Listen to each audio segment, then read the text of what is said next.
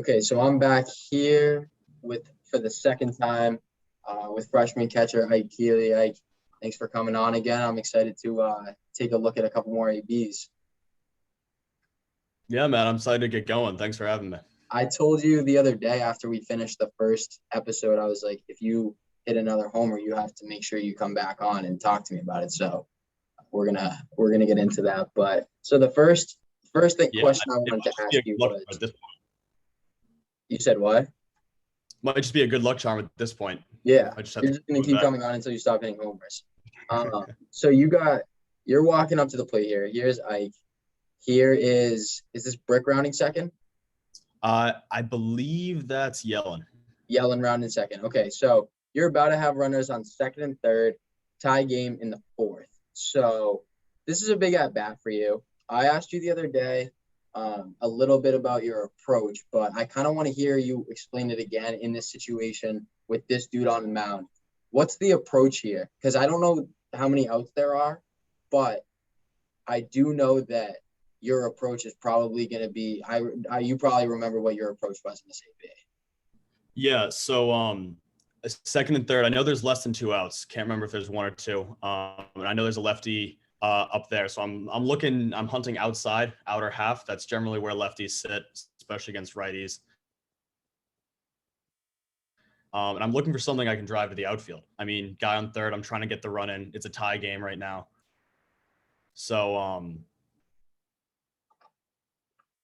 that's my Just trying to get a ball to the outfield. main focus right now is how can I get that runner third, and if I can get that guy on second.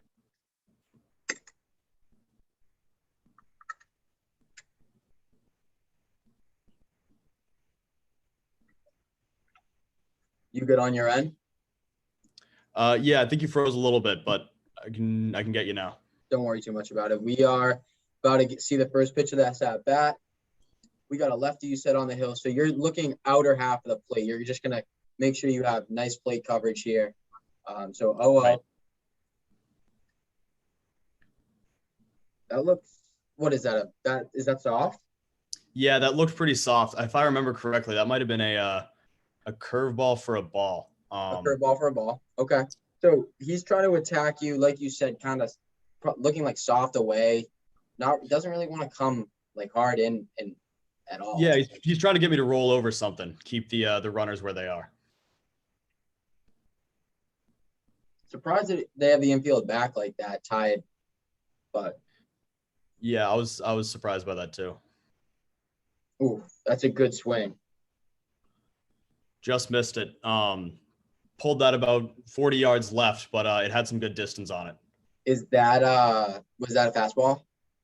Yep, that was a fastball that just came in, mistake pitch, and especially in those hitters counts and where I'm trying to drive it to the outfield, if I'm going to miss, I'm going to yank that thing 300 feet to the left. I don't want to get cheated. So I actually want to go just quickly back to that swing because that looked like you were trying. That looked like a very intent to do damage swing on 1-0, which I like a lot because, as I was telling Sean the other day, if you're gonna go down with the A swing.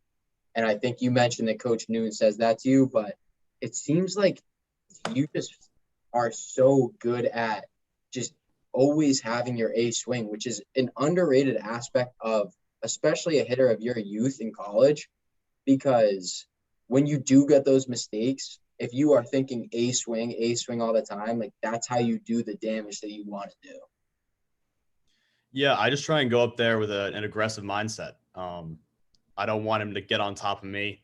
I always try to have the mindset that I'm better than this guy. He doesn't have anything that can blow by me, regardless if we're facing Coast Guard or if we're facing Clayton Kershaw. I mean, it's got to be the same for every guy. So that's trying what I bring to the plate each at bat. Agreed. And I found it interesting when I was taking a look at this at bat because last week we were talking about the same thing where you got up in the count, you got into 1-0, 2-0 counts, and now you're back in a hole. But you told me that doesn't matter because he's still got to come to you. So now I know that Ike Kiely isn't afraid of this count here at all. Yeah, I feel very comfortable with the two strikes, especially against lefties. So I'm all at home here. Okay, so hold up. So he's attacked you first he went soft up, and then he went hard, hard. Correct. So are you looking fastball here? Yeah, I'm still sitting that outside fastball, and I'm adjusting to anything on the curve because I know if I'm sitting outside fastball, I can still stay through that off speed. Just like that was that soft pitch. And you were ready for the fastball, so you got your barrel out, and then you might have not it's essentially like gotten that exactly how you wanted, but because your mindset was right and your barrel was in the right spot, you got a 2 RBI double out of it. Right. Yeah. Like you said, it wasn't where I wanted to hit it. Wasn't ideal, but I mean, it works out when I'm able to kind of keep my barrel through the zone and still put a good aggressive swing on it. 2 strikes. Got the cat flying off around the bases too. Damn. Yeah, I had the hair show a little bit. You must be itching for girls to get back to these games, huh? Yeah, hopefully soon. Because, I mean, your swing's looking as good as I'm sure it's ever felt, no? Yeah, no, it's been in game, it's been feeling great. And that hasn't been lost on me how awesome that is to start the season off that way. Yeah. I mean, that's not necessarily the case like for everyone. I mean, even I was watching a couple of the Yankees and their first couple of ABs, they look terrible. So for you to come out the gates looking the way that you do and feeling the way that you do is huge. It's huge. Yeah. I got to give credit to Noon on that one. We do a lot of live work, a lot of quick machine work, high velocity off the wiffle ball machine, everything to kind of keep us sharp, make sure we're not getting long with our swings and getting heavy. So everything he does to kind of prepare us, it's been working out in my favor. Yeah, so I was asking Jordy yesterday a little bit about his preparation, but now that you mentioned kind of like what Coach Noon has you doing in practice, tell me what your favorite drill at practice is. Is it the short bat, the heavy bat, the short off the velocity machine? Is it front toss? Like what's your favorite drill that when you feel like maybe you're a little lost? This is my go-to to get kind of right back where I want to be. My go-to always will be short bat right off the tee. And I'll just go start with my backhand and just work just low line drives to the right side with a high pitch right off the tee. And then I'll do the same thing with front toss, build it from there, then go to 2 hands. But when in doubt, I always like to break it down 1 hand at a time. Yeah, no, I like that. And for me, I remember when I used to try to get my swing back, the tee was always awesome. The tee is awesome because it's the kind of thing where if you overthink the tee, you're going to start rolling over, pop, like you're not going to hit it square. Like you literally can't overthink the tee. It's just I used to really enjoy kind of like going back to the tee when I needed it. Yeah, it's such a useful tool.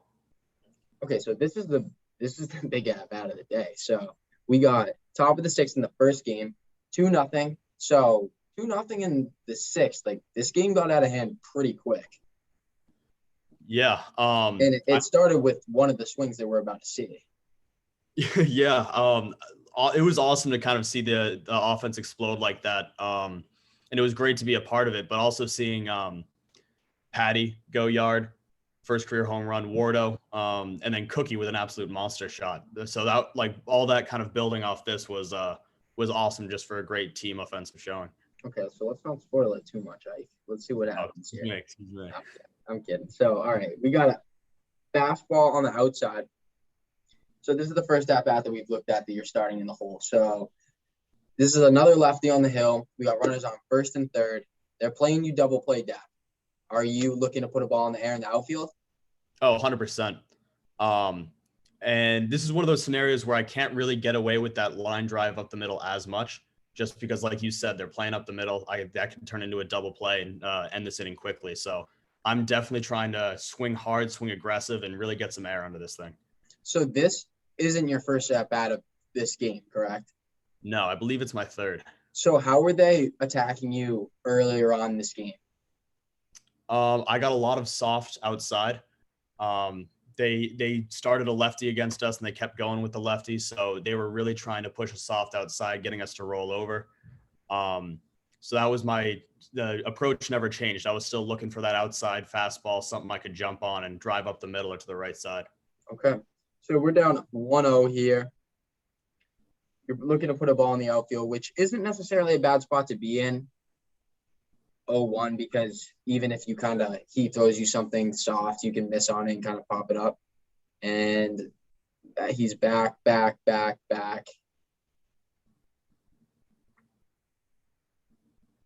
mean, Yeah, it just carried off the bat. I mean, I knew it felt good. I knew it'd get the run in, but to see it go over the fence as deep as it did was rewarding, to say the least. I I remember when I was watching this on Saturday, and I was like, wait, I had to pause it. I was like,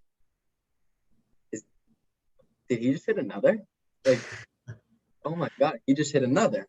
And I was like, damn, he must be feeling so good in the box right now.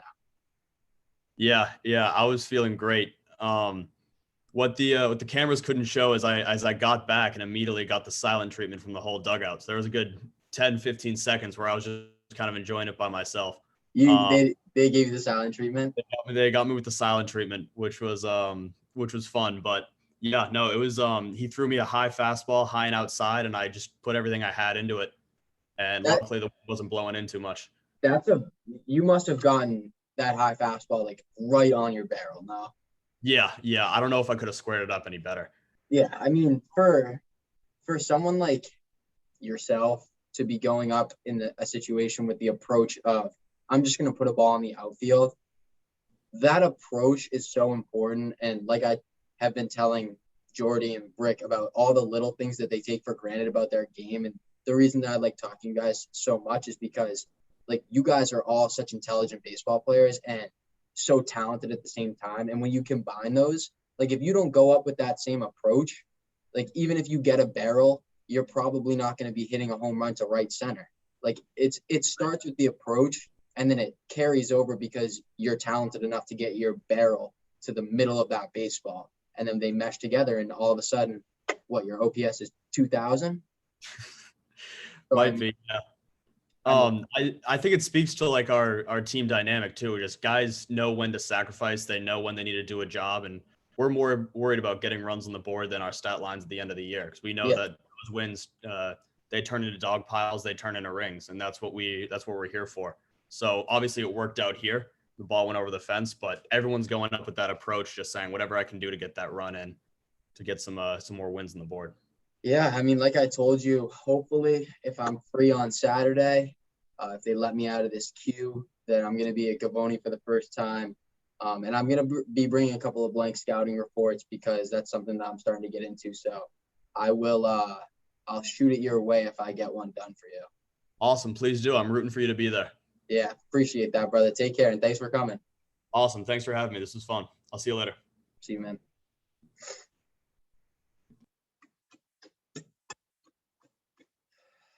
2 home runs in 2 games, man. I mean, 4 games, but 2 days, 2 home runs. That's insane. I mean, he's a freshman. He just had his first college at bat a couple of days ago. I mean, sky's the limit for that kid. You hear the way he talks. He has an approach that is ready for the college level. So I'm excited to see what he's up to this weekend. And I hope I get to see one of his bombs in person because I can't hear how that sounded, but that must have been barreled. So I appreciate you guys taking a look at this conversation between Ike and I. And I really enjoy the conversations I get to have with him. His baseball IQ is awesome, especially for how not inexperienced he is, because I'm sure he's a baseball nut, but just starting. So appreciate you guys and take care.